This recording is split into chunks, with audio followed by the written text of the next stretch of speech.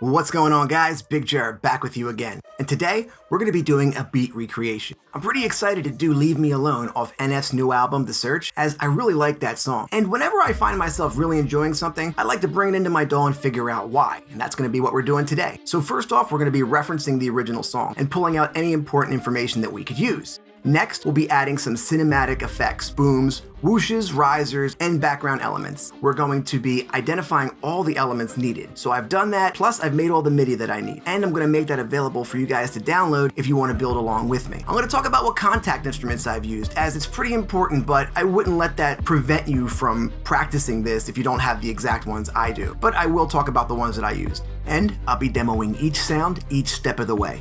Also, if you haven't heard my recreation of this song, I'll put a link of it in the description so you can go check it out. All right, let's get into it. All right, here we are inside of my DAW. Now, I'm using Ableton, but a lot of the stuff that we're going to be doing is available in every DAW. So the first thing that we have to do is warp our track, okay? And I've done that. Remember, guys, inside of Ableton, if you're warping full tracks, you're going to want to use Complex Pro mode. So after we warp it, we get our first bit of information. Ableton calculates our segment or original BPM at 162.23, but I'm going to round up to 163. And I went ahead and wrote that into my clip. The next thing we're going to do is use it to identify the key. Now, I've done that. Remember, you guys could use like Tune Bat or just your ear. Either way, this is going to be in C minor. And I know this because of the subline. We'll get to that in a second. So now that we've got the reference track in, we're going to want to make sure we switch our output from master to external out. This will bypass any effects we have on our master. So after listening to this song several times, I have identified what I think are all the elements involved, and this is going to be excluding the vocal effects in the background, as we could talk about them in a possible other video. So the elements that I have identified are orchestral and hip-hop elements. We're going to have woodwinds, a string section, we've got a brass hit, we've got a choir section. Our hip-hop drums consist of hi-hats, kick, and snare, as well as some percussion. It wouldn't be NF if we didn't have cinematic effects. We've got them, and we've got ourselves a sub. Finally, before we get started, I went ahead, listened through, and made myself some section markers up top, just so I know where I am. Let's start laying these tracks in and building the session. But before we jump into it, let me encourage you guys to hit that subscribe button and the little bell. It'll keep you notified every time I have a new video. As an Ableton certified trainer and instructor at Icon Collective, Warp Academy, and Evident, I talk about everything from sound design to cool plugins you need to know about to tips and tricks on Ableton. I also do some finger drumming here and some cool original music, so stay connected.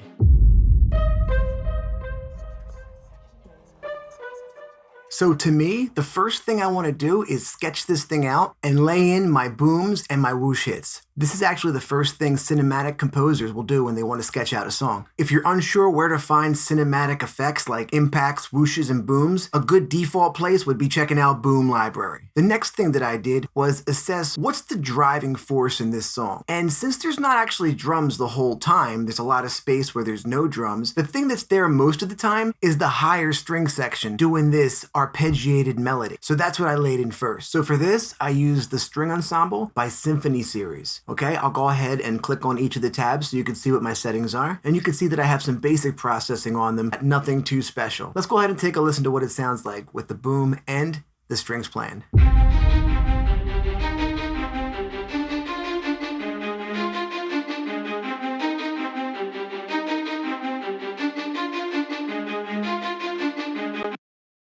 So to me, the next thing that stood out was the bass line. And the bass line, the sub, and the low cello are going to be the exact same. So let's start with a low bowed bass. For this sound, I chose to use the Metropolis Arc 1. This is by far my favorite orchestral bundle. It's amazing. Let's take a listen to this.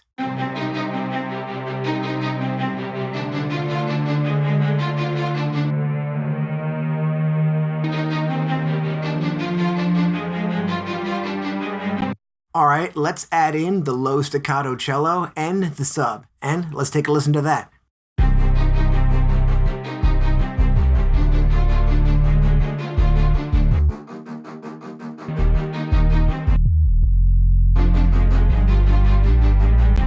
And again, for the low staccato cellos, I used string ensemble by Symphony series. At this point, we have our booms and whooshes laid out, we have our entire string section laid out, and we have our sub laid in there. The next thing that I'm going to focus on is the choir. Let's lay that in. For the choir, I again chose to use the Metropolis Arc 1 as it has probably the most authentic sounding choir that I've personally heard, and I just enjoy using it. It sounds very epic.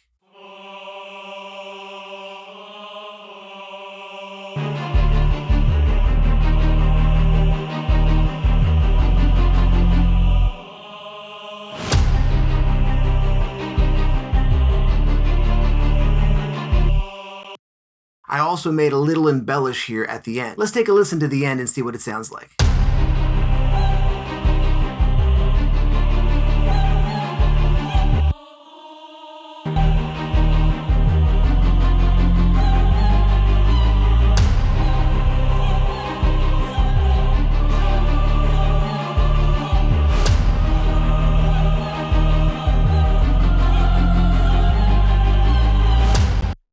Next, I'll add in the Woodwinds.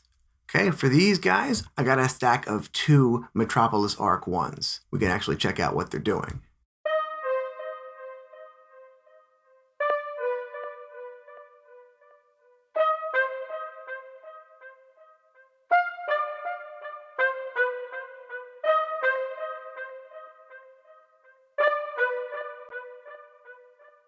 Adds a nice little flavor when you put both of them together.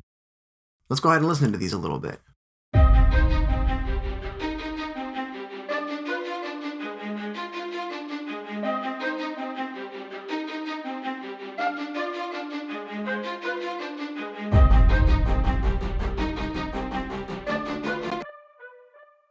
Next thing we can quickly do is bring in the brass hit that happens during the hook. I'm using the Horn Wagner tube and trombone. This is in the Metropolis Arc 1 as well. Here's what that sounds like.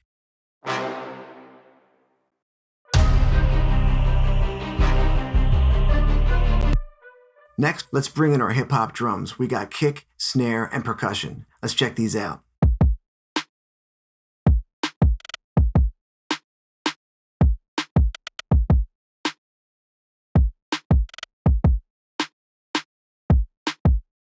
All the drums are copied exactly from the original song, so let's add some hi-hats in real fast and then check this out.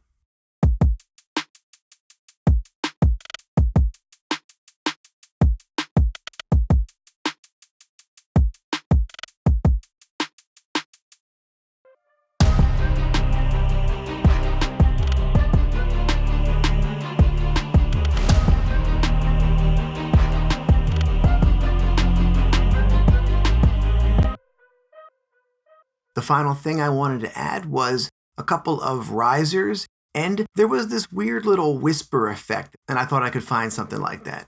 Well, that's about everything it took to make this track. I'm going to actually play this from beginning to end, but first, if you guys found this useful or interesting, please let me know in the comments. Possible follow-up videos could be processing the lead rap vocals as well as those vocal effects in the background. Or maybe mixing and layering those orchestral instruments with each other, or maybe with the hip-hop elements. You guys let me know, or maybe there's a specific song that you want to see me recreate. Don't forget to like and subscribe, guys. Let me know how I'm doing. I'm doing my best to make you guys happy, all right? So now let's check out the track in its entirety so we can see how everything lays out. Remember, you can download that MIDI if you want. Hope you guys enjoyed it. Catch you soon.